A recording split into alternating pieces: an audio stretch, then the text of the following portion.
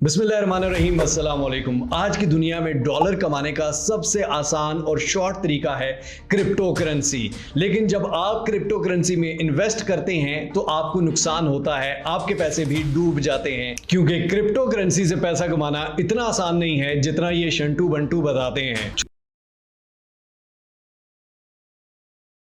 जी तो जनाब, अब आई होप सो आपको बहुत सारी चीज़ें क्लियर हुई होंगी कि हम किस तरह से ट्रेडिंग कर सकते हैं, किस तरह से समझा जाता है, किस तरह से ये सारी चीज़ें जब आप डेली बेसिस पर करेंगे तो इससे और भी लेवल की चीज़ें आप खुद भी सीखेंगे। लेकिन ये बहुत ही इंपॉर्टेंट चीज़ें हैं, ये वो चीज़ें हैं जो आपको शायद प्रो लेवल के जो कोर्सेज पेड मिलते हैं उनमें भी नहीं सिखाई जाती, क्योंकि वो तो किसी से बनवाते हैं ना, वो खुद तो नहीं बनाते। वो तो बस नाम मेरा काम तेरा, चलो जी पैसे लोगों से कमाते हैं। और भाई जिसने जो अपनी, मुझे एक बात बताएं, जो अपनी एक ट्रेड से हजारों डॉलर कमा सकता हो वो आपके 3-3 4-4 हजारों का कोर्सेज बेचेगा? समझ जाओ, ठीक है। तो इसलिए ये चीज़ें आपको खुद इतना एक्सपर्ट बना देंगी कि वो जो कोर्स बनाने वाला है उससे ज़्यादा एक्सपर्ट आप होंगे। लेकिन इन पे deep study, research daily basis पे करनी पड़ती है, और आप जितना ज़्यादा करेंगे उतना ज़्यादा आपकी मेमोरी शार्प होगी, उतना ज़्यादा आप मार्केट में इन होंगे। अब हमारे पास आ जाती हैं कुछ प्रो टिप्स, ठीक है। वो प्रो टिप्स जो सिंपल सी हैं, छोटी सी हैं, ठीक है, मुझ जैसे एक नाकारा, एक बेकार ट्रेडर की। और देख लेते हैं कि ये प्रो टिप्स हमें कहां तक लेके जा सकती हैं और मुझे ये कहां तक लेके गई हैं, और आप इन छोटी छोटी प्रो टिप्स से क्या फायदा उठा सकते हैं और कितना आपको हेल्प आउट कर सकती हैं। जी तो दोस्तों, अब आते हैं बाइनेंस एकेडमी पे। बाइनेंस एकेडमी क्या है? बेसिकली मोर के ऑप्शन पर आप क्लिक करेंगे। यहाँ नीचे अगर आप आएंगे इंफॉर्मेशन में, और चौथे नंबर पे आपको बाइनेंस एकेडमी का ऑप्शन मिलेगा। अगर आपको कोई चीज भी समझ नहीं आती या माइंड में कोई भी क्वेश्चन आता है तो आप बाइनेंस एकेडमी से भी सर्च कर सकते हैं। अब for example, what is a bull market and how can you identify one? Bull market क्या होती है और आप आइडेंटिफाई कैसे कर सकते हैं? What is crypto market sentiment? Crypto market का सेंटीमेंट क्या होता है? The psychology of market cycle, market cycle की साइकोलॉजी क्या है, ठीक है। Finance beginners guide, beginners guide के बारे में। ईएनए क्या है, इथीना क्या है, सोल्व प्रोटोकॉल क्या है, सुई क्या है, एक एक टोकन के बारे में भी आपको यहाँ पर बताया जाएगा। उसके अलावा यहाँ ट्रेडिंग का ऑप्शन है। ट्रेडिंग में के a complete guide to crypto currency trading for beginner, ठीक है, बिगनर के लिए ट्रेडिंग की कंप्लीट गाइड। फॉर एग्जांपल हम इस पे क्लिक करते हैं जनाब, तो इसमें यहाँ पर आपको सारा कुछ लिखा हुआ, अगर आपको वो समझ नहीं आती इंग्लिश तो यहाँ पर इस सारे को सिंपली कॉपी करेंगे, गूगल में ट्रांसलेट करेंगे और वहां से आप उर्दू में भी इसको समझ सकते हैं। तो beginner guide to candlestick chart, candles के चार्ट के लिए बिगनर की गाइड, ठीक है। यहाँ पर ये सारी चीजें आपको सिखाई जाती हैं, समझाई जाती हैं। ये सब कुछ फ्री ऑफ कॉस्ट है, जिनकी बेसिस पे यही चीजें लेकर लोग कोर्सेज बनाते हैं, पेड कोर्सेज बनाते हैं और उनको बेच के पाकिस्तानी गरीब आवाम से पैसा छापते हैं। तो यहाँ पर आपको सिक्योरिटी के हवाले से, डेफी के हवाले से, एनएफटी के हवाले से, ब्लॉकचेन के हवाले से, ठीक है, ये सारी इंफॉर्मेशन यहाँ से फ्री ऑफ कॉस्ट मिल सकती है। आप यहाँ से पढ़ सकते हैं, रिसर्च कर सकते हैं, डेली बेसिस पे समझ सकते हैं, अपनी जो रिसर्च है उसको इम्प्रूव कर सकते हैं।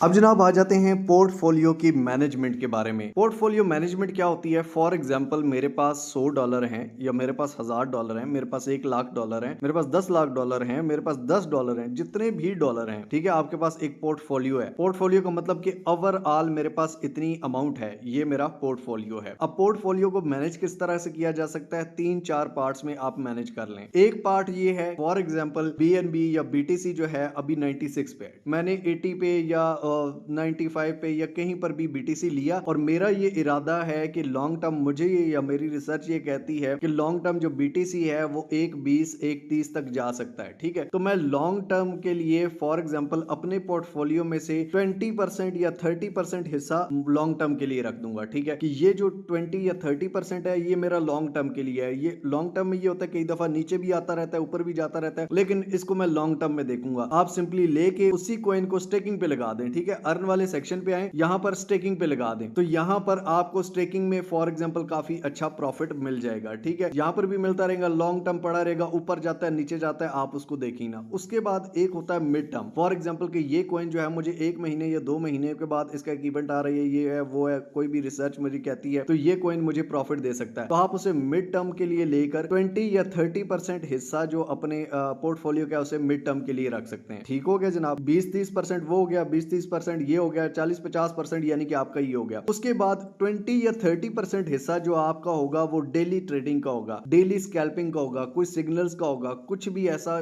जो आप समझते हैं कि ये बेस्ट है मेरे लिए, तो ये आपके लिए उन कॉइन्स के लिए जहां पर आप डेली ट्रेड या डे ट्रेड कर सकते हैं। और अपना 30% पोर्टफोलियो हमेशा बचा के रखें यूएसडीटी में। क्यों? क्योंकि अगर मार्केट खुदा न खास्ता क्रैश करती है, नीचे आती है, तो आपके लिए डिप बाइंग्स की अपॉर्चुनिटी हो, डिप्स आपके पास लाजमी बाइंग करने के लिए पीछे एसेट पड़ा हुआ हो, तो ये पोर्टफोलियो मैनेजमेंट बहुत जरूरी है। ये आपके लिए भी जो फॉर एग्जांपल डिप बाइंग के लिए रखें, उसको भी चाहे यूएसडीटी स्टेकिंग पे लगा दें, वहां से निकाल के फिर स्पॉट में लेके आया करें, ताकि मेरे पास एक प्रॉपर हिस्सा पड़ा रहे। अब जनाब आते हैं ट्रेडिंग साइकोलॉजी के ऊपर। Trading psychology basically fear and greed को हम समझ लेते हैं थोड़ा सा। फियर एंड ग्रीड बेसिकली क्या होता है, यहाँ पर एक मार्केट भी यहाँ पर अगर आप स्क्वायर बाइनेंस स्क्वायर में जाएं तो यहाँ पर भी अक्सर फियर एंड ग्रीड का चार्ट दिखाया जाता है। यहाँ पर खैर मैं आपको एक पिछले टॉपिक का भी हवाला दे दूं कि यहाँ पर भी आप न्यूज़ अनाउंसमेंट्स बाइनेंस की भी देख सकते हैं, ताकि आपको बाइनेंस से जितनी भी न्यूज़ हैं वो भी आपको डायरेक्ट बाइनेंस से भी मिल जाए। अब यहाँ पर अगर हम गूगल पर सर्च करते हैं fear and greed index market की, तो यहाँ पर बाइनेंस का भी आ जाता है, इस पे हम क्लिक करते हैं तो अभी इस टाइम 63% ग्रीड चल रहा है। ठीक है, ग्रीड मतलब लोग लालच में आ रहे हैं और फियर मतलब लोग डर रहे हैं। हमेशा याद रखिएगा मार्केट उल्टा रिएक्ट करती है। फॉर एग्जांपल अगर ग्रीड ज्यादा है, लालच ज्यादा है, तो इसका मतलब है लोग ज्यादा इन्वेस्टमेंट की तरफ जा रहे हैं कि ऊपर जाएगा ऊपर जाएगा। वही फोमो वाली बात है कि फोमो में आ जाते हैं और मार्केट कई दफा उल्टा रिएक्ट कर जाती है अकाउंट वॉश करने के लिए। और अगर फियर ज्यादा है, लोग डरते ज्यादा हैं, उस टाइम इन्वेस्टमेंट नहीं कर रहे होते, फियर इंडेक्स ज्यादा होता है, तो वो अपॉर्चुनिटी भी होती है, बेस्ट टाइम होता है बाइंग करने का। और मार्केट इस तरह लोगों की साइकोलॉजी के साथ खेलती है। जब वो नहीं बाय कर रहे होते तब मार्केट फिर ऊपर जा सकती है, और जब वो ज्यादा बुलिश होते हैं, ज्यादा ग्रीड इंडेक्स होती है, तो तब मार्केट कई दफा उल्टा भी कर सकती है। ठीक है, ये मार्केट बेसिकली आपकी साइकोलॉजी के साथ चलती है। फॉर एग्जांपल बीटीसी, मुझे लगता है कि जी यहां से ऊपर जाएगा, मैं इतना ज्यादा ले लेता हूं, मुझे एक ग्रीड आ रहा है, पूरी मार्केट एक ग्रीड में है, तो बीटीसी अक्सर उल्टा रिएक्ट कर जाता है। और अगर आप बहुत ज्यादा फियर में हैं तो हमेशा याद रखिए सेलिंग मत कीजिए। अगर आप फियर में भी हैं, सब्र रख लीजिए, इत्मीनान रख लीजिए, स्पॉट में कभी आपको नुकसान नहीं होगा, कभी ना कभी कॉइन ऊपर जाता ही है। ठीक है, तो फियर में आके अगर आप सेल करते हैं, पैनिक सेल करते हैं, तो आप अपना नुकसान कर बैठेंगे। और उसके अलावा यहाँ पर अपॉर्चुनिटी होती है और ज़्यादा बाइंग करने की, जिसकी वजह से आप लॉस करते हैं। उस अपॉर्चुनिटी की जगह पे आप सेल कर लेते हैं, और जब ग्रीड ज़्यादा बढ़ रहा होता है तब आप बाय करते हैं और फियर में सेल करते हैं। तो इसका मतलब क्या है कि आप नुकसान में जाते हैं और मार्केट मेकर्स, मनी मेकर्स जो हैं वो पैसा कमाते हैं। अब जनाब एक और पार्ट आता है कि बाइंग और सेलिंग पार्ट्स में हमेशा करें। फॉर एग्जांपल इथीरियम है, ठीक है, मैं अब एक एग्जांपल देता हूं। यहां पर कोने में एक ऑप्शन है, यहां पर सेल एवरेज प्राइस और बाय एवरेज प्राइस भी आप देख सकते हैं, ऑर्डर हिस्ट्री भी लगा सकते हैं इसको, लास्ट फॉर एग्जांपल 365 डेज का चाहे आप लगा लें। अब यहां पर देखें तो मैंने पार्ट्स में बाय किया हुआ है और पार्ट्स में ही सेल किया हुआ है। ये देखें, यहाँ बाय, उसके बाद यहाँ पर टॉप पे सेल, फिर नीचे से बाय, फिर यहाँ पर सेल, आधा सेल, फिर आधा सेल। ठीक है, फिर यहाँ पे बाय, यहाँ पे बाय, यहाँ पर सेल, और फिर यहाँ पर फिर मैंने बाइंग कर ली। ठीक है, अब देखें मैंने कितने उससे की। फॉर एग्जांपल अब मैं बाय करता हूँ और मैं चाहता हूँ कि मैं $5000 के ना इथीरियम ले लूँ। फॉर एग्जांपल एक एग्जांपल दे रहा हूँ कि मैं $5000 के इथीरियम ले लूँ, तो मैं क्या करूँगा, यहाँ पर अभी प्राइस जो है 3211 है फॉर एग्जांपल। तो मैं क्या करूँगा, सबसे पहले 32 या 3190 पे एक ऑर्डर लगा दूंगा $1000 का। ठीक हो गया, ये $1000 का फॉर एग्जांपल मैं एक ऑर्डर लगाऊंगा। उसके बाद मैं क्या करूंगा, 3150 पे 2000 का फॉर एग्जांपल ऑर्डर लगा दिया। उसके अलावा फॉर एग्जांपल मैं कहता हूं कि 3090 पे, ठीक है, यहाँ पर मैं 2000 का एक ऑर्डर लगा दूंगा। यानी कि मैं डिफरेंट ऑर्डर्स लगाऊंगा, ताकि अगर मार्केट ज़्यादा नीचे आती है तो मेरी बाइंग ज़्यादा होती रहे। ठीक है, ये नहीं कि एक ही जगह पे ले लिया, मार्केट नीचे आई, आपको लॉस हो गया।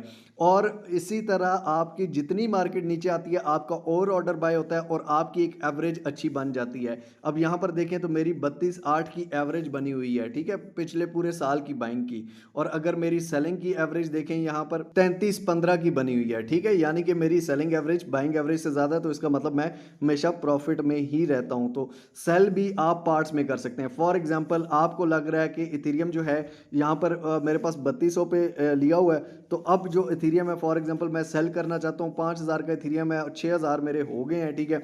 अब मैं क्या करूँगा, 3300 पे एक सेल ऑर्डर लगाऊंगा, आधी आधा, ठीक है। 3300 पे $5000 है मेरे, तो 3300 पे मैं 2500 निकाल दूंगा, ठीक है। अगर मार्केट उससे ज़्यादा ऊपर जाती है तो मेरे पास और इथेरियम कम अज़ कम है, मैंने सारे सेल नहीं किए, तो मैं 3500 पे भी निकाल सकता हूँ, या मैं और ऊपर जाती है तो और भी निकाल सकता हूँ। तो इस तरह आप जो है पार्ट्स में बाय और पार्ट्स में सेल करते हैं तो आप हमेशा फ़ायदे में रहते हैं। ये नहीं कि मार्केट से पूरा एग्जिट हो जाते हैं या मार्केट में पूरा इन हो जाते हैं। तो मार्केट में हर जगह पे एंट्री भी हो जाती है और हर जगह पे एक एग्जिट भी हो जाता है। अब जनाब आपने क्या करना है, डाइवर्सिफाई। डाइवर्सिफाई क्या होता है बेसिकली, कि अब मेरे पास $5000 हैं या 10,000 लाख जितना भी डॉलर है, ठीक है।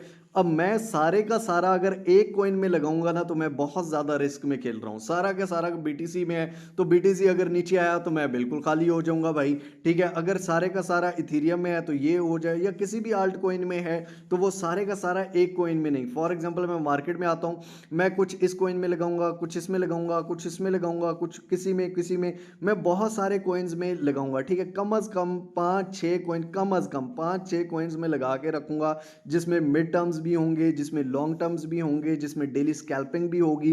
तो इन कॉइन्स में लगाने का मुझे फायदा ये होगा, फॉर एग्जांपल अगर 2-3 कॉइन नीचे हैं तो मेरे 4-5 कॉइन ऊपर भी होंगे, अगर 4-5 कॉइन नीचे हैं तो 2-3 ऊपर भी होंगे, तो मैं इतना ज्यादा नुकसान में नहीं रहूंगा। मेरा एक भी coin for example extra ordinary perform कर जाता है तो मैं क्या पता सारों का अगर मुझे लॉस भी हुआ है तो वो सारों का लॉस भी रिकवर हो जाए। तो इसलिए अपने पोर्टफोलियो को हमेशा डाइवर्सिफाई करें, long term, mid term, daily scalping में, चाहे तीनों में भी हों, लेकिन डाइवर्सिफाई करके रखें। ये नहीं लॉन्ग टर्म में भी एक ही ले लिया या मिड टर्म में भी एक ले लिया या स्कैल्पिंग भी एक पर ही कर रहे हैं। तो हमेशा अपने पोर्टफोलियो को डाइवर्सिफाई करके अलग अलग टोकन्स में रखना है। अब जनाब आपका एक नोट्स का ऑप्शन आता है। नोट्स का ऑप्शन क्या होता है, फॉर एग्जांपल मैं आज की ट्रेड में मैंने कितने पे बाय किया सब कुछ, ठीक है, और मैंने एग्जिट कितने पे लिया। हमेशा अपने साथ एक डायरी रखें। एक मोबाइल फ़ोन में अगर डायरी नहीं है तो मोबाइल फ़ोन में कोई नोट्स की एप्लीकेशंस जो होती हैं वो रखें कि जी मैंने इतने पे कॉइन की बाइंग की, इतने प्राइस पे मेरी इतनी बाइंग थी, उससे नीचे आया इतनी बाइंग थी, उससे नीचे आया इतनी बाइंग थी, ये मेरे ऑर्डर्स हिट हुए और मैंने सेल कितने पे किया। अपना डेली का हिसाब जब आप बना के रखेंगे तो आपको पता लगेगा कि मैंने आज के दिन कितना प्रॉफिट किया, कल कितना लॉस किया, परसों कितना प्रॉफिट किया, और at the end of month, हर महीने के आखिर में उस सारे दिनों को करें कि इस महीने में कितना प्रॉफिट में हूं, ठीक है। और इसी तरह जब आप करेंगे तो eight the end of year आपको सालाना पता चल जाएगा मैंने एक साल में क्रिप्टो करेंसी से कितना कमाया, कितना गवाया, एक महीने में कितना कमाया, कितना गवाया।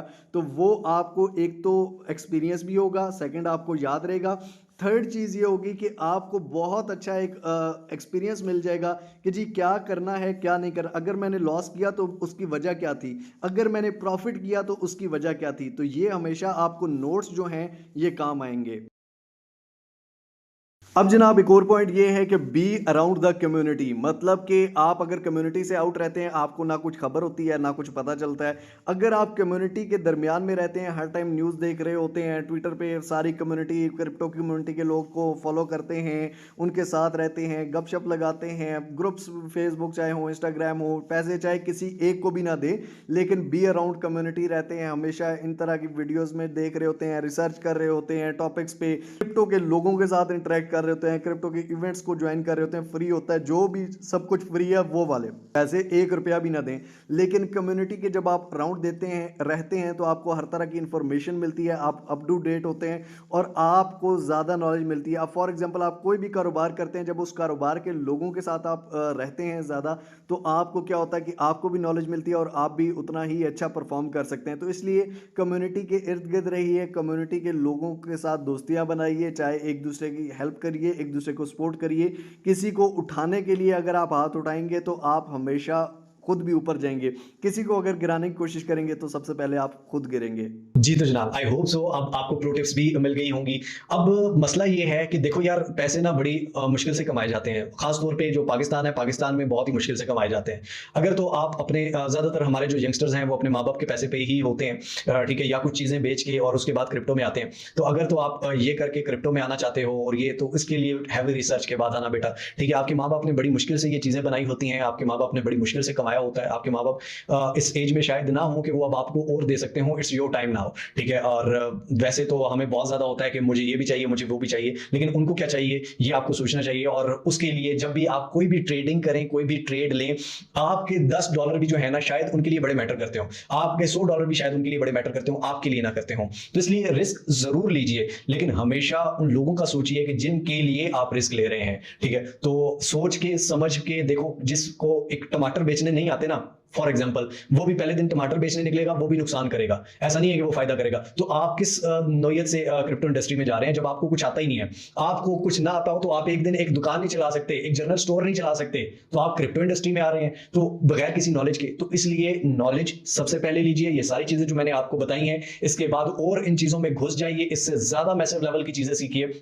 मुझसे जो हो सकता था मैंने वो किया, और जो अब आपसे हो सकता है बेटा वो आपने जरूर करना है। मैं आई एम सॉरी, आप क्या पता मेरे से बहुत सारे लोग बड़े भी हों, मैं बेटा कह देता हूं, लेकिन the thing is it's kind of teaching. और बस ख्याल रखना और अपने एसेट का जरूर ख्याल रखना। हमेशा पार्ट्स में बाइंग करो, हमेशा मार्केट के ट्रेंड्स को देखकर चलो, कभी भी फोमो में मत आना। कभी ये क्रिप्टो मार्केट है, और हमेशा याद रखना, अगर फंस जाओ फ्यूचर कभी मत करना, मैं उसको खुद हराम कहता हूं, मैंने आपको भी बताया। लेकिन अगर किसी ट्रेड में स्पॉट में फंस जाओ तो याद रखना बेटा, ये मार्केट है, ये अगर नीचे गई है ये ऊपर भी आएगी, लेकिन इट टेक्स टाइम। मसला ये होता है कि हमारा जो एसेट है, हमारा जो पोर्टफोलियो है, वो स्टक हो जाता है। तो इसलिए अपना पोर्टफोलियो कभी भी कहीं पर भी पूरा स्टक मत करो। मेरे पास जितना भी एसेट होता है ना, मैं कभी भी ऐसा नहीं हुआ अल्हम्दुलिल्लाह कि मेरा सारा एसेट कहीं ना कहीं स्टक हुआ। मेरे पास हमेशा जब भी डिप आती है तो बाइंग अपॉर्चुनिटी होती है जहां पे मैं बाइंग और करता हूं, ठीक है। तो इसलिए बड़े ध्यान से, बड़े संभल के, हर चीज को समझ के, हर चीज की रिसर्च करके, एक एक चीज को देखो, एक एक चीज को समझो, जो समझ में आता है ना उसको सोचो, ठीक है।